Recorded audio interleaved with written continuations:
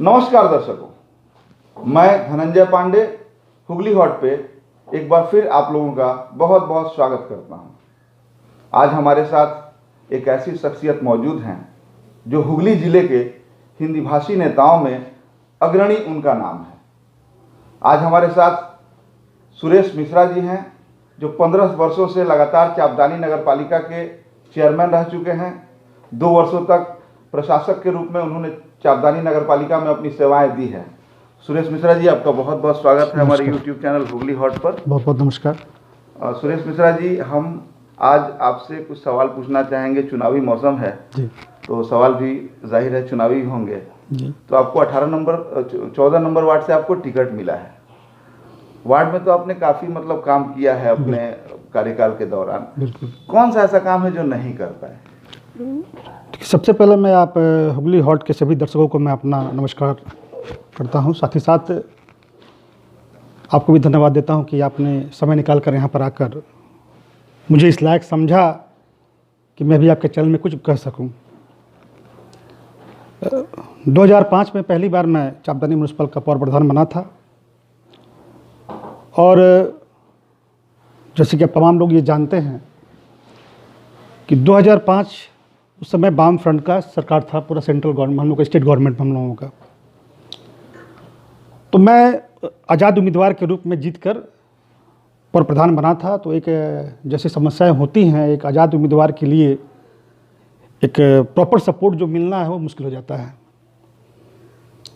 उसके बाद आहिस्ता आहिस्ता दिन, महीना, साल चलता गया। 2005 से लेकर 10 के दरमियान हमने काम किया है, बहुत सारे काम, लेकिन सब काम जो है हम नहीं कर पा रहे थे। कारण जेतु आज़ाद उम्मीदवार में थे हम, लेफ्ट गवर्नमेंट था, तो हिसाबन वो देखा जाए अगर तो काम का जो हमारे पास सुयोग था वो बहुत कम था, काम करने का सुयोग जो था हमारे पास। लेकिन 11 में एक बहुत बड़ा परिवर्तन हुआ और 10 में तृणमूल का उम्मीदवार में बनकर इस वार्ड से 13 नंबर वार्ड से हमने लड़ाई की। मिश्रा जी, जरा सा इंटरप्ट करना चाहूँगा। जी, ये तृणमूल का उम्मीदवार बन के आप लड़ाई किए जी, लेकिन इससे पहले तो आप ममता बनर्जी के संपर्क में आ चुके थे। बिल्कुल। सिंगूर आंदोलन के समय भी आपकी काफी चर्चा हुई थी। बिल्कुल। और हमारे दर्शक सुनना चाहते हैं सिंगूर आंदोलन में आपका रोल, थोड़ा सा प्लीज। देखिए, एक बात शायद आप लोगों को पता होगा, जब हमारी माननीय मुख्यमंत्री, हम सबकी प्रिय दीदी ममता बनर्जी ने जब सिंगूर का आंदोलन किया था, उस समय जो सबसे बड़ी बात थी उस समय वो तो एक CPM गवर्नमेंट था, पहला चीज़। दूसरा बात ये था कि हुगली जिला में प्राय तमाम जो म्युनिसिपल थे वो लेफ्ट के कब्जे में था। शायद 2 या 1 जो म्युनिसिपल था जो वो एंटी लेफ्ट जो था वो था, उसमें चापदानी एक। और चापदानी सिंगूर से नज़दीक होने के कारण मेरा ये सौभाग्य मुझे प्राप्त हुआ कि जब मैं सिंगूर आंदोलन से जब जुड़ा तो मंच पर हमारी माननीय मुख्यमंत्री ममता बनर्जी थी, उनसे मेरी मुलाकात जब हुई तो उन्होंने हमारा हाथ पकड़कर मुझसे एक रिक्वेस्ट उस समय किया था और ये कहा भी था कि चापदानी म्युनिसिपल जो है हम लोगों को बहुत ज़्यादा मदद कर रहा है, क्योंकि उस आंदोलन में हम देखें कि हजारों लाखों की संख्या में वहाँ पर लोग जो थे वहाँ पर मौजूद थे और सबसे बड़ी जो असुविधा थी पानी। तो चापदानी पौरसभा की तरफ से हम लोगों ने कंटिन्यूअस दिन में 3 बार 4 बार हम लोग पानी टंकी जो हम लोग यहाँ भेजते थे वहाँ पर ताकि लोगों को पानी पीने का सुविधा ना हो।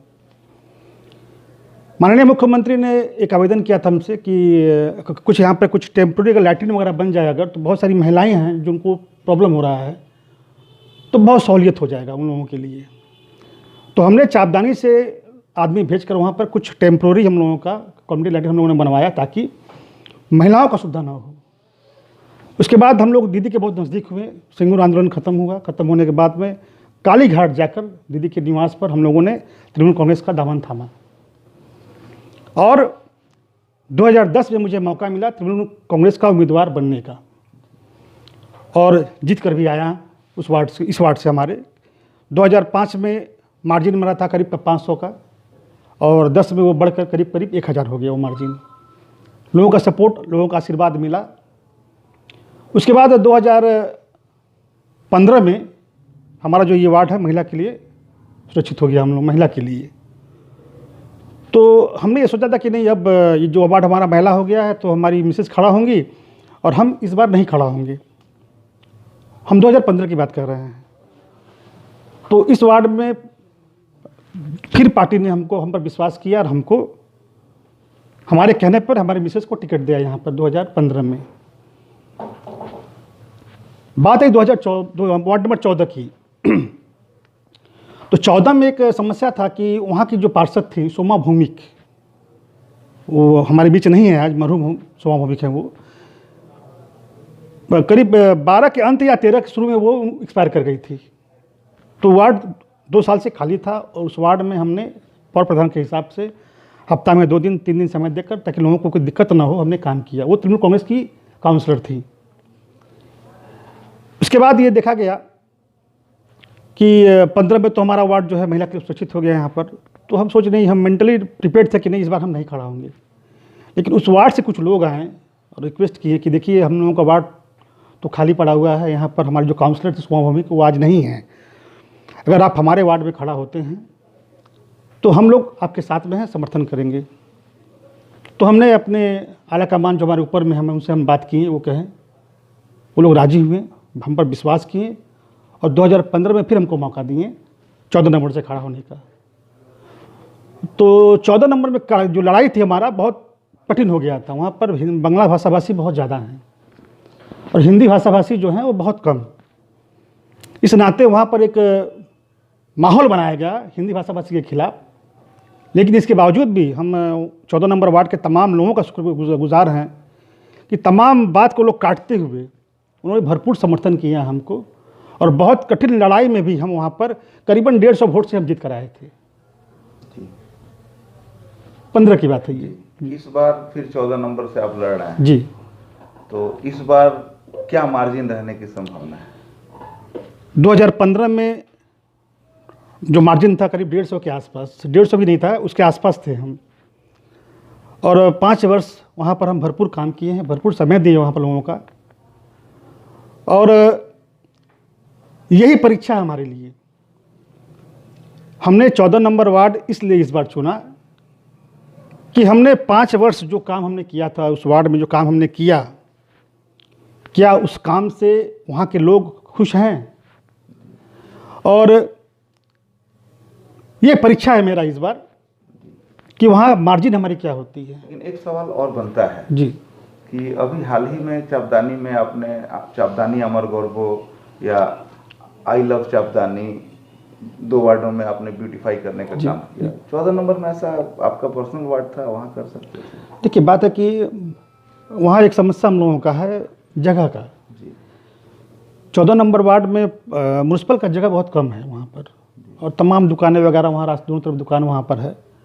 एक जगह मिला है हमको, और पहले हमारा जो टारगेट था खास करके, देखिए 2005 से 10 जो बोर्ड था बड़ा ही मेरे लिए टफ था, क्योंकि उस समय 2 बार हमारे खिलाफ में नो कॉन्फिडेंस मोशन भी आया था वहाँ पर।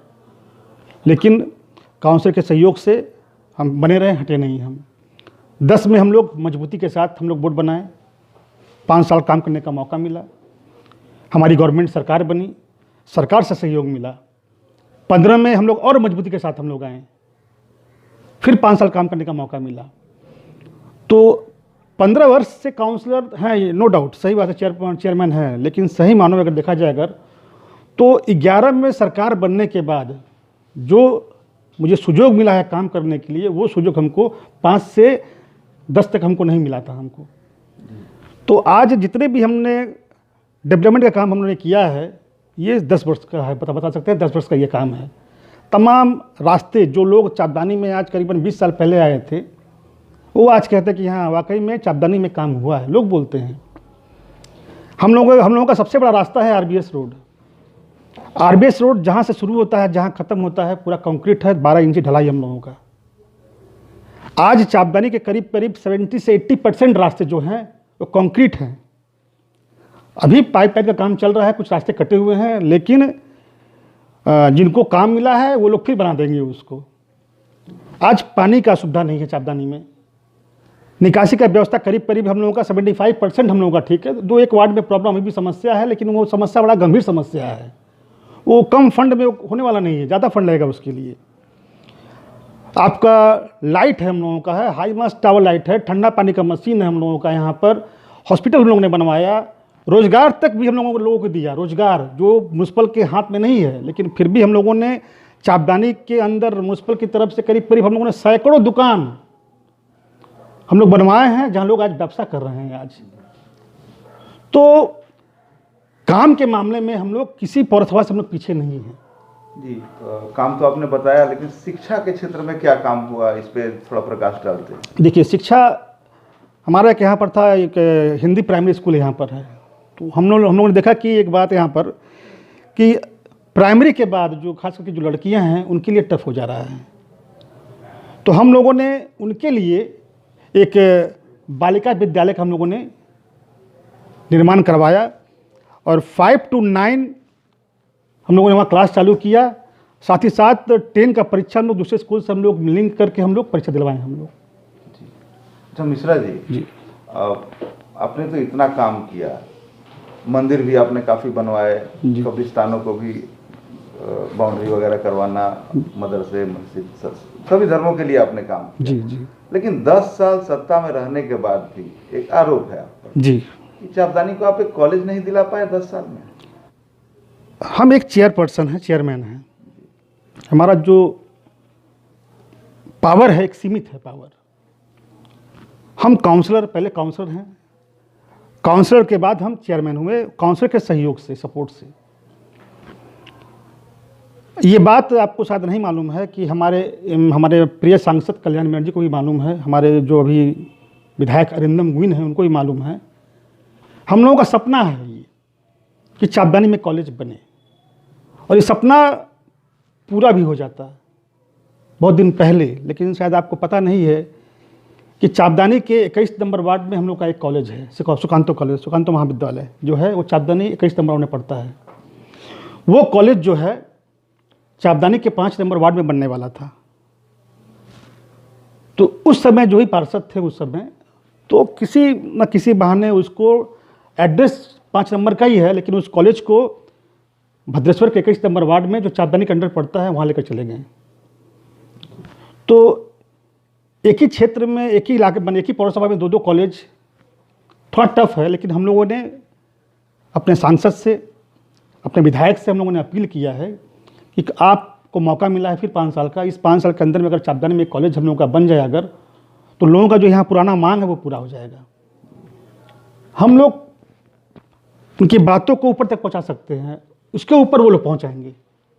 अच्छा, आपने तो खुद स्वीकार किया कि 10 साल आपने फुल फ्लेज में यहाँ काम किया जी, तो बहुत सारे काम कर दिए।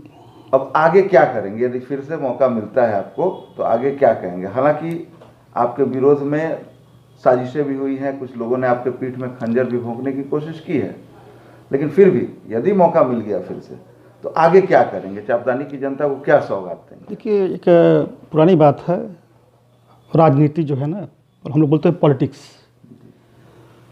जब कोई आपको धोखा देता है तो हम लोग क्या बोलते हैं कि इनके साथ पॉलिटिक्स हो गया, बोलते हैं ना।